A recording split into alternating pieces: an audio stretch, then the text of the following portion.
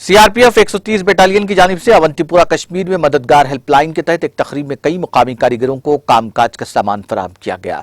इस मौके पर तकरीब में सीआरपीएफ के डीआईजी और बाकी अफसरान मौजूद थे। तकरीब में शामिल लोगों ने सीआरपीएफ के इस इक़दाम की सताइश करते हुए कहा कि ऐसे इक़दाम से मुस्तहिक़ अफराद की मदद हो रही है। मीडिया से बात करते हुए बटालियन सीआरपीएफ के अफसर हिलाल फिरोज ने बताया कि सीआरपीएफ अपनी ड्यूटी के अलावा आवाम की मदद के लिए हर वक्त तैयार है।